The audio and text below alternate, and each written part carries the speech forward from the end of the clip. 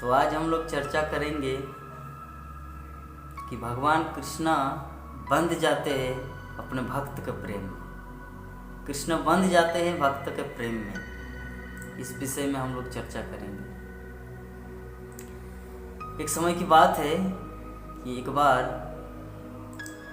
भगवान का परम शुद्ध भक्त सूरदास, जो वृंदावन में रोज मंदिर दर्शन करने के लिए जाते थे, तो जब मंदिर से वो जब घर अपने कुटिया में लौट आते रात के समय, तो रास्ते पर आ ही रहे थे तो बीच में कुआं था। अगर 2 मिनट थोड़ा सा देर हो गया तो वो कुएं में गिर जाएंगे। सूरदास वो अंधा है, वो अपनी आंखों से देख नहीं पाते कहाँ पर कुआं है, कहाँ पर क्या है। तो रात के समय वो मंदिर का दर्शन करके आ ही रहे थे सूरदास, और रास्ते पर कुआं था। तो अगर थोड़ा सा अनबैलेंस हो जाएंगे तो कुएं में गिर जाएंगे। तो भगवान सोचा, क्योंकि भगवान तो सर्वांतर्यामी, सब कुछ देख रहे हैं, सर्वव्यापी सर्वव्यापक रूप में भगवान, लेकिन विशेष रूप से अपने भक्तों को बहुत ही ख्याल रखता है। तो भगवान सोचा अभी हम क्या करें, इसको तो बचाना है। तो भगवान श्री कृष्ण छोटा सा ब्राह्मण बालक, एक छोटा सा बालक के रूप में वहाँ पे प्रकट हो, और जैसे कुएं में गिरने वाले थे कि सूरदास का हाथ पकड़ लिया कृष्ण। बोले कि सूरदास अब कहाँ जा रहे हैं? बोले कि हम घर जा रहे हैं।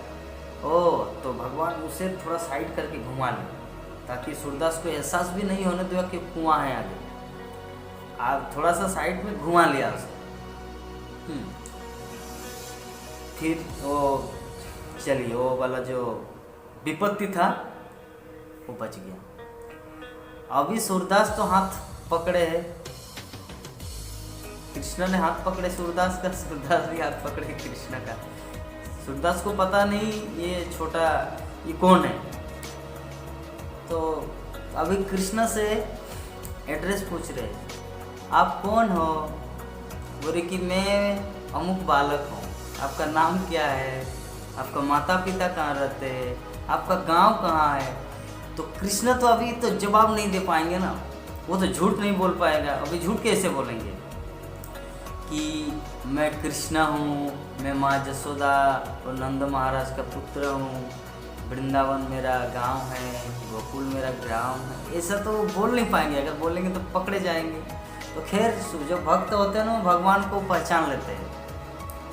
तो अभी कृष्ण मन ही मन सोचा, काम तो बन गया अभी और यहाँ पे देर करने का जरूरत नहीं, अभी काम बन गया, चलो यहाँ से भाग जाते हैं।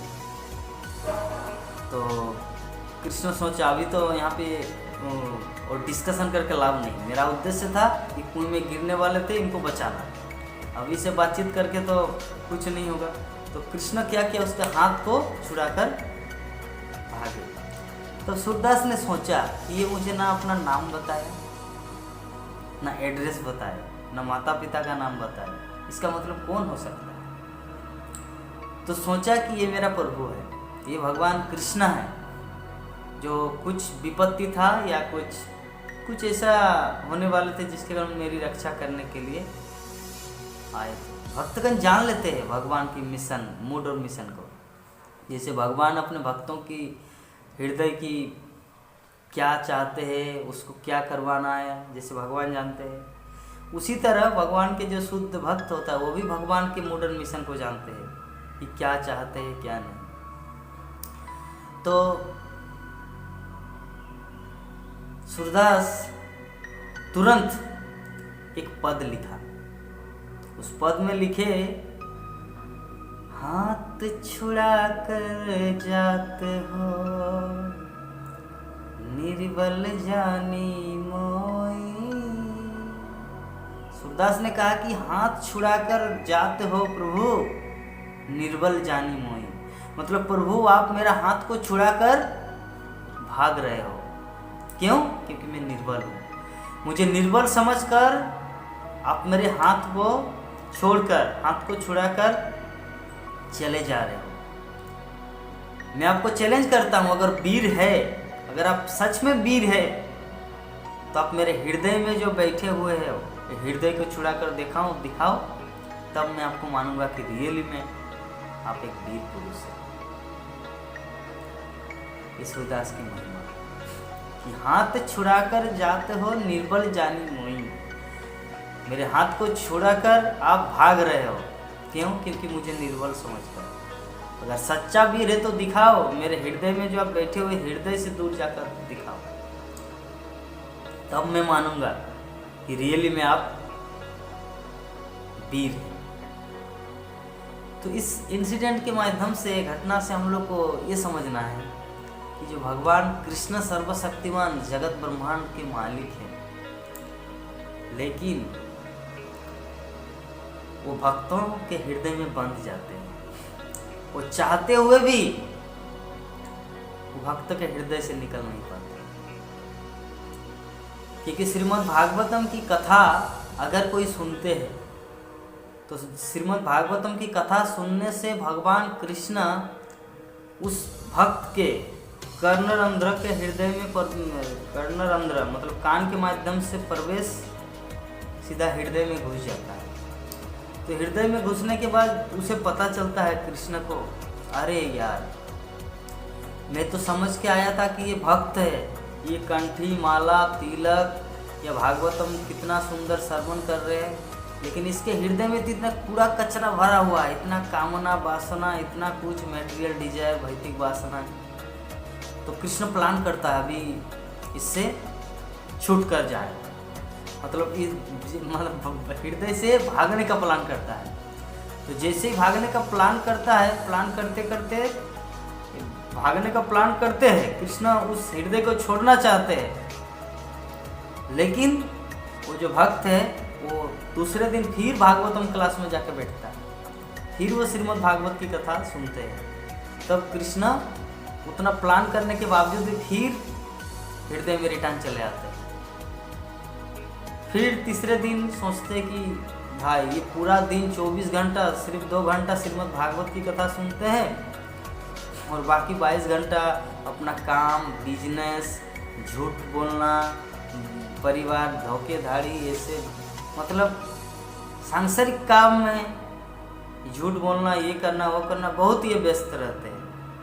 तो इसके हृदय में रह के मुझे कुछ होगा नहीं, मुझे तो सिर्फ कष्ट। भगवान चाहते हैं कि भगवान कृष्ण चाहते जहाँ पर सूटेबल प्लेस हो, जिस घर में सुंदर एसी हो, अच्छा बेड हो, सब कुछ कंफर्टेबल लाइफ हो, वहाँ पर व्यक्ति सुगमतापूर्वक सुंदर रूप से रह पाएंगे।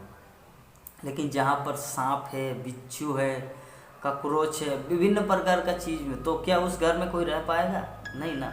तो कृष्ण भी उसी तरह, भगवान कृष्ण भी चाहते कि सुंदर प्लेस, भक्त का हृदय होता है शुद्ध, शुद्ध भक्त का हृदय निर्मल होता है। लेकिन जो भक्ति जीवन में जो प्रैक्टिस करते हैं, जो नवदीक्षित भक्त है, जो नया भक्त है, वो जब भगवान की कथा सुनते हैं तो भगवान की कथा सुनने से भगवान उसके हृदय में एक बार घुस जाता है, और एक बार हृदय में घुस गया तो निकल नहीं पाता। क्यों? क्योंकि वो रोजाना प्रैक्टिस करता है। जो भक्त जब रोजाना प्रैक्टिस करता है, भगवान की कथा को सुनते हैं, जब चौथे दिन वो प्लान करता है कृष्ण की नहीं, ये तो शुद्ध भक्त कभी होगा नहीं, तो चलो हम इस स्थान को छोड़ देंगे। तो ऐसे करके वो बाहर निकलने का प्रयत्न करते हैं, लेकिन फिर भी जब चौथा दिन जाके वो भागवतम क्लास में फिर बैठ जाता है, वो भगवान की कथा पुनः सुनते हैं। जैसे भगवान की कथा सुनते हैं, भगवान फिर रिटर्न आता है। क्यों? क्योंकि भगवान बस में हो जाते भगवान का। क्योंकि श्रीमद् भागवत में वर्णन है कि भगवान अजितेंद्रिय, उसको कोई जीत नहीं सकता, वो अजित है, कोई जीत नहीं सकता। लेकिन अगर कोई भगवान की कथा को सुनते हैं तो वो आसानी से जीते जा सकते हैं। मतलब भगवान के भक्त जब कोई भगवान की लीला कथा सुनते हैं तो भगवान उसके बस में हो जाते हैं। तो भगवान 4 दिन, 5 दिन, 6 दिन, 7 दिन, इस तरह जब लगातार कोई भक्त श्रीमद् भागवत की कथा सुनते हैं, भगवान की लीला कथाओं को सुनते हैं, तो भगवान अभी डेरा डालने लगता है, बोले कि और कोई उपाय नहीं है, मुझे इस स्थान को छोड़ने का कोई ऑप्शन नहीं, तो अभी मैं क्या करूँ? मुझे जब इस घर में रहना ही है तो मुझे क्या करना है? मुझे ही झाड़ू लगाना है, मुझे ही उस घर को साफ करना है। विधुनति सुहृत्सताम सिन्नताम सकथा कृष्ण, पुण्यश्रवण कीर्तन हृदयंतस्थ हिभद्राणि विधुनति सुहृत्सता। भगवान की जो लीला कथा है पुण्य, भगवान कृष्ण की लीला कथा सिन्नताम स कथा कृष्ण पुण्य श्रवण कीर्तन। पुण्य भगवान की लीला कथा श्रवण करने से हमारा पाप धुल जाएंगे और पुण्य का उदय होता है। सिन्नताम स कथा कृष्ण पुण्य श्रवण कीर्तन हृदय इंतस्त हिभद्राणी, हमारे हृदय में जो अभद्राणी है, अभद्र मीन्स डार्टी थिंग्स, मतलब जो मेटेरियल डिजायर, भौतिक कामना वासनाएं जो भक्ति के विरुद्ध है, तो उसको भगवान क्या करते हैं, झाड़ू लगाते हैं खुद और उसको उस हृदय को स्वच्छ करते हैं। तो हृदय को स्वच्छ करते हैं कैसे, जब भक्तगण निरंतर हरे कृष्ण महामंत्र का जप करते हैं। चेतो दर्पण मार्जनम भव महादावाग्नि निर्वापन। चेतो दर्पण मार्जनम, चेत मतलब हृदय, चित्त रूपी दर्पण, दर्पण मीन्स मिरर।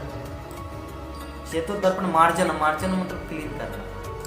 भक्त का हृदय एक आईना की तरह होता है, किसी का भी हृदय आईना की तरह होता है। तो आईना में जब धूल लग जाता है तो उसे साफ दिखाई नहीं देता। तो उसी प्रकार हमारे हृदय में पूरी तरह से धूल लग चुका है, और धूल लगने के कारण हम लोग चीज़ को, वास्तविकता को देख नहीं पा रहे कि कृष्ण कितने सर्वदयालु है, हम कृष्ण के दास हैं, मेरा कर्तव्य है उनकी सेवा करना। ये सब थिंग्स, ये सब चीज़ हम लोगों का क्लियर नज़र नहीं आता। इसीलिए भगवान क्या करते हैं, जब हम लोग भगवान कृष्ण का नाम लेते हरे कृष्ण कृष्ण कृष्ण हरे हरे, हरे राम राम राम हरे हरे, तो इसमें जो 8 काम होता है उनमें से पहला काम होता है चेतो दर्पण मार्जन।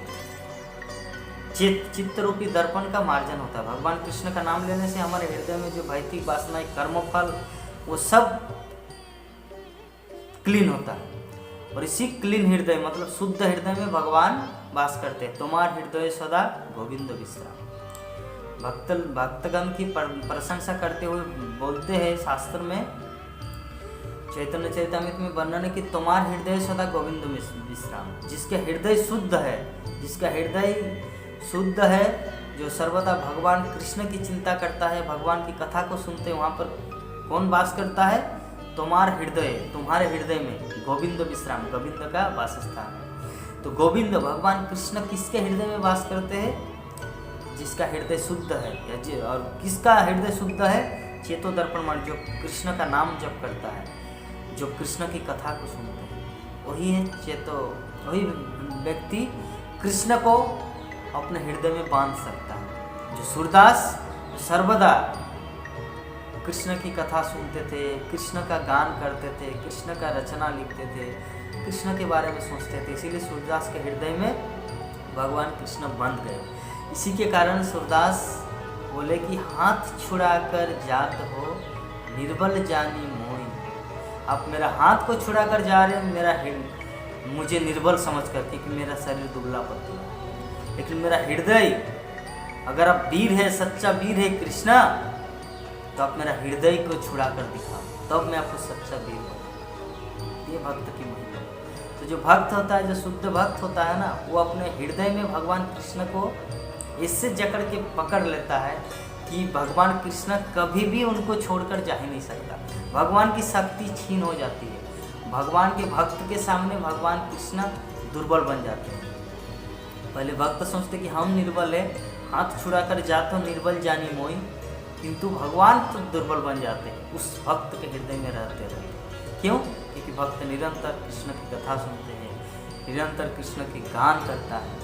तो इसीलिए हम लोग को भी उसी सूरदास का पदांक अनुसार करना है कि जितना हम लोग हरि कथा सुनेंगे, श्रीमद् भागवत की कथा सुनेंगे, भगवान की लीला कथाओं को वर्णन करेंगे, उतना हमारे हृदय में भगवान डेरा डालेंगे, हमारे हृदय में भगवान वास करेंगे।